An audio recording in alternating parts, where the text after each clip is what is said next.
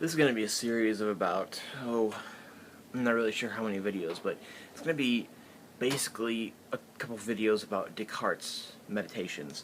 Um, I've been reading, for the past while, I've been reading like lots of, crazy stuff like Derrida and all this stuff, and, I've been kind of wanting to go back to the stuff that brought me into philosophy, like Descartes brought me into philosophy. So I'm gonna start with Descartes and do some more modern things, modern philosophy, and do some stuff like some stuff like that. Um, and then move on to 19th century philosophy, and go more into that than I have on this channel, and you know then go on to like pragmatism and transcendentalism too. So yeah, I have like a a set of things that I plan on doing, which is going back to the stuff that brought me into this field of philosophy. And so I've read tons of 20th century continental philosophies. I'm trying to go back to what brought me here. So in this video, I want to talk about mainly about the first meditation. I highly recommend that you read this if you are interested in philosophy. Then the Descartes' meditations are elementary. They are they're very interesting though. So I highly recommend that you read those and don't just get them off of don't just get the info off of Google or whatever. So essentially, what goes on in the first meditation is a lot of discussion about doubt.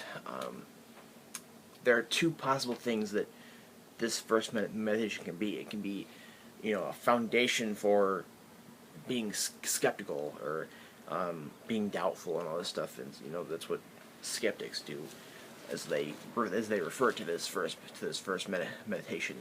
It's also been thought of by secondary sources of Descartes as a groundwork for the rest of for meditations 2 through 6. So essentially, he kind of is thinking about what can be doubted, what can be doubted, and what cannot be doubted, what is solidly believed. So he's saying that if we can cast out, lots of these things, like I can cast out a lot of these beliefs. So then he goes down to his foundation, the foundation for all his beliefs, and he casts those out too. He casts it all out, So he's looking for, I guess, sturdy foundations that cannot be doubted, firm, ones that we can't just doubt immediately. So essentially, he talks about how the senses can be doubted. The senses. In the second meditation, he moves on to things to the wax argument as well as the cogito argument, and he talks about how innate ideas or the intellect is more important than senses.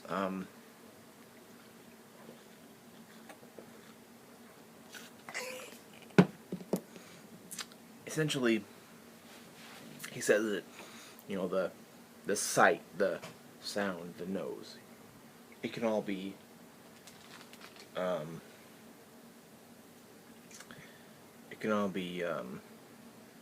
doubted.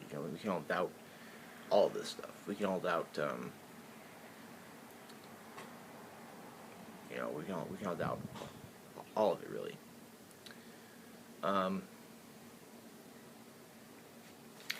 What else?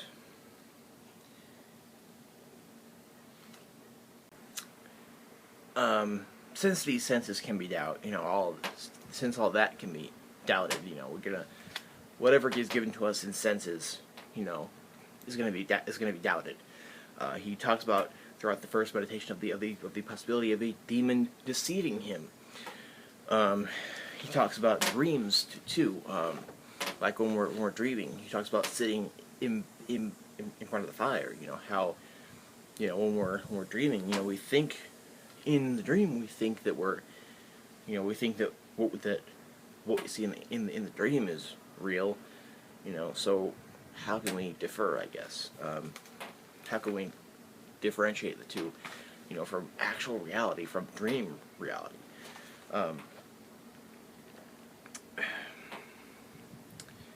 He also talks about composite things like a mermaid or a unicorn and all this stuff.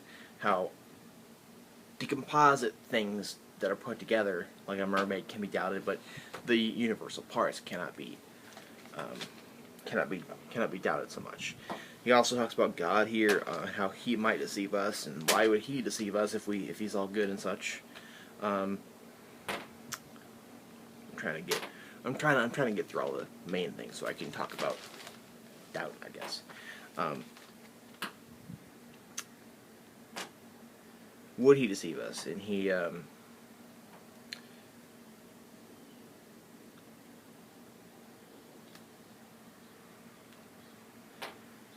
essentially, he is bringing into consideration the possibility of this demon deceiving him. And I recommend that you read this, but he brings in the possibility of a God deceiving him. It's probably not God because of all his characteristics, but there's a possibility of a demon deceiving him in his senses. So what is said here is that the senses cannot be trusted. We cannot believe in what is given to us in senses, without various doubt, because of all these possibilities. So we have a lot of things to doubt here, and I guess what is being moved towards here is this idea of innate ideas, or the intellect as being more important than the senses, the mind being more known and more important than the body, all this stuff here. So I want to think about doubt here. Going back to, going back through, back from all of this, recent philosophy and all this stuff. What can we really doubt? I mean, what can we doubt? Can we doubt our senses? Can we doubt all this stuff?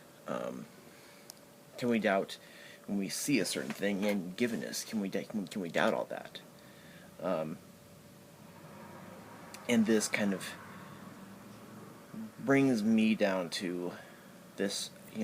This is a lot of what differentiates people from being realist, idealist, nihilist, skeptics, and all this stuff. This is this very idea of doubt of our senses, the doubt in what is given to us in senses. It's what separates a lot of people in philosophy. It separates a lot of traditional philosophy. Derrida charges it with logocentrism. Phenomenology says that we need to just focus on the perception of it. It's very simple. But I would say that we cannot doubt perception. We cannot doubt that the phenomena of perception is there. I would say that even if a demon is deceiving us, even if a demon is doing this, then it's still in givenness. What the demon is telling us or giving us in givenness,